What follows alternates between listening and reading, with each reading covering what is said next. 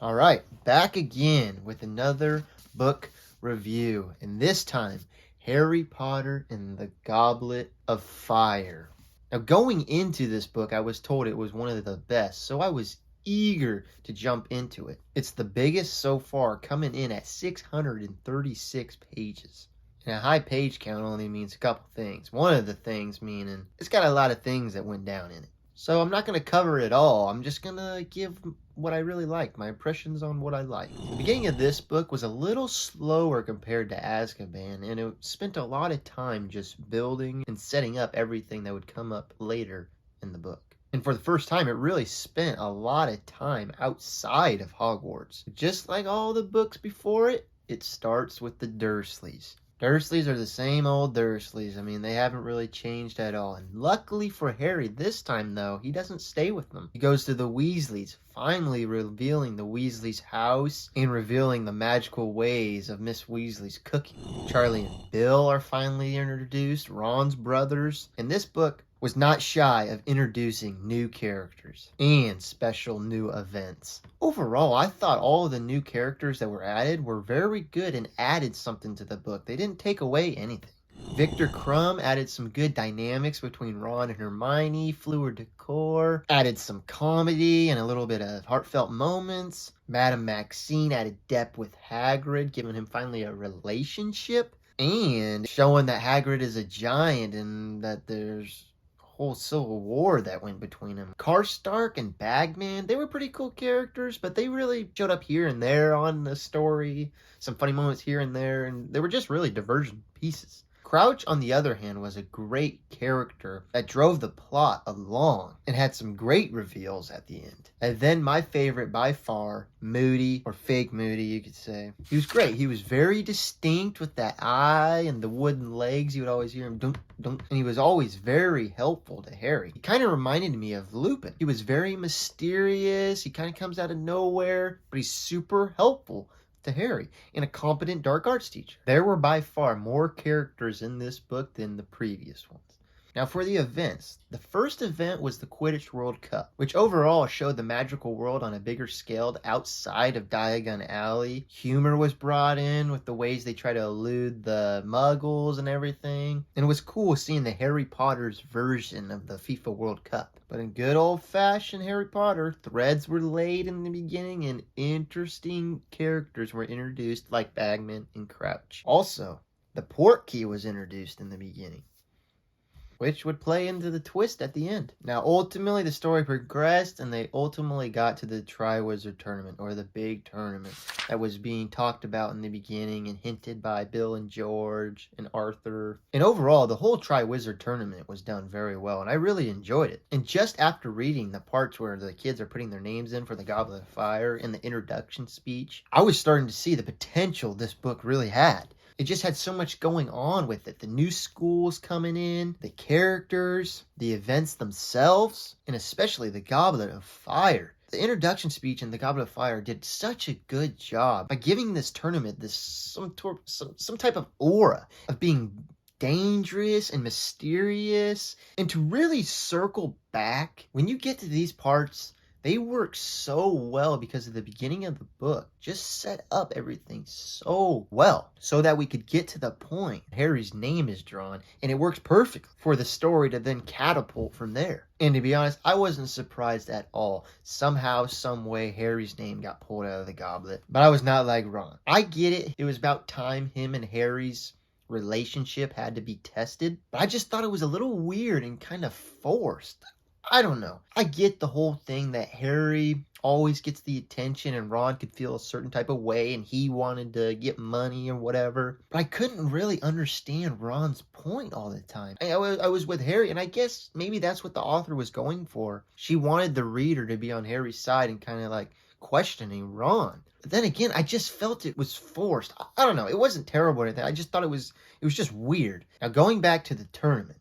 The first event was my favorite. See, I always find dragons very fascinating. This event had that, and it was very well written and very suspenseful. And you could really, I could feel the stakes of it all. There was really a threat of them being killed. You had everything leading up to it with Hagrid showing him and it being secretive and Bagman helping him out of nowhere just before the event. And it had me question, why is he helping Harry? It's weird. Is he the one who put the name in the goblet? The scene was built very well with the big crowd and the other kids going first and giving that tension with Harry just waiting. And then when Harry got out there, he just juked him out, showed his Quidditch skills. The second task was really cool, and it really showed the scale of the pond. I thought it was just a little decent-sized pond, like in the first book when I'm reading, and they're going through it. I'm like, oh, this is just a little, little lake or whatever. No, it's Lake Erie. There's a whole community of mermaids underneath it somehow. So it's like a damn ocean almost. But it showed more than just the size of the pond. This task showed the size of Harry's heart and his bravery. Why he's in Gryffindor. During this event, I was going along with Harry thinking how heroic and selfless he was by saving the other kids. It totally did not creep into my mind, hey, Dumbledore wouldn't let him die. But then at the end of the event, I can't remember who said it, but when the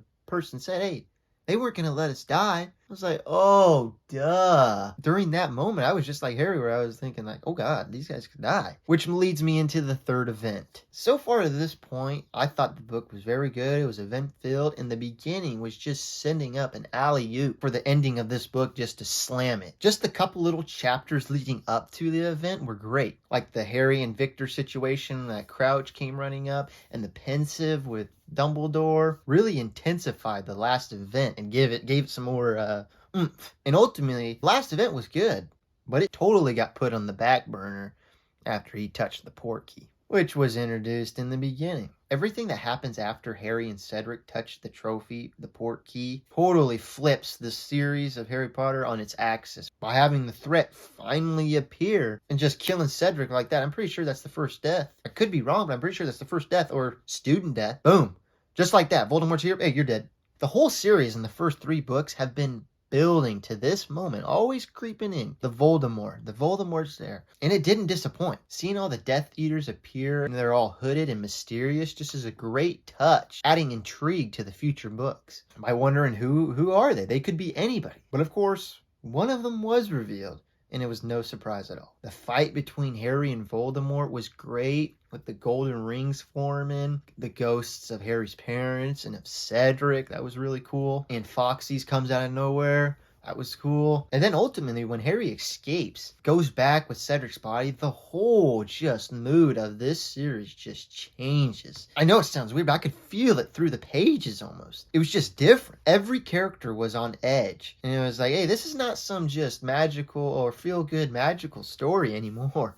No. Then the twist was a cherry on the top. Yes, it was a Scooby-Doo ending, but it was a great Scooby-Doo ending. It was very well done, and it did a great job by answering a lot of the questions that were set up in the beginning. Like Bagman. Immediately when Harry got teleported to Voldemort, I was thinking, oh, it makes sense now. It's Bagman all along that wanted to put his name in the fire and wanted him to get to this point. But no, he's just a gambler. Also answered why Crumb sabotaged Cedric. And really, I thought all the answers were pretty good. The Bagman being a gambler, it's like, okay.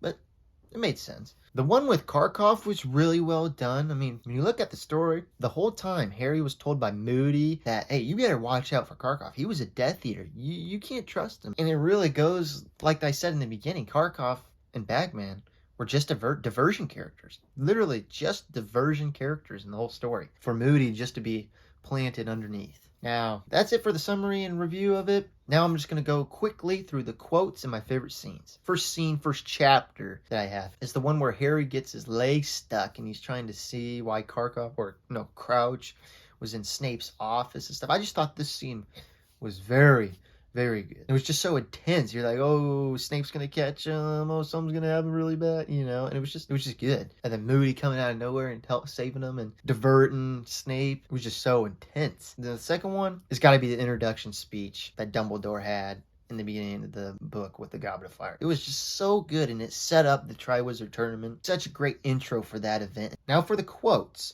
The first one I have is by Moody, or the fake one. Nothing like a nighttime stroll to give you ideas, Potter. Page 478. I mean, it's just a great one. And if you really think about it, if you try to think about it, that's the fake Moody. So what is he trying to tell Harry there? This one really connected with me. When I go for walks or just night walks with my dog, those are one of the most relaxing and creative moments in my day. period. Now, the second quote I got, if you want to know what a man's like, take a good look at how he treats his inferiors, not his equals. This one was by Sirius. It reminds me of that picture that shows like the difference between a leader and a boss. I mean, it just says it all right there. Overall, thank you for watching. This was a great book. And I have it up there with Azkaban for the top one. I have it up there. I don't know which one's up passing it, but I have them both up there. This one does a very good job pushing the story along and making the next book very intriguing, which is the Harry Potter and the Order of Phoenix. So I'll be getting into that one, and the review will be coming soon. Thank you for watching. If you watched this whole thing, thank you. Still getting the kinks at, still getting better at these reviews and stuff, but thank you for watching. Peace.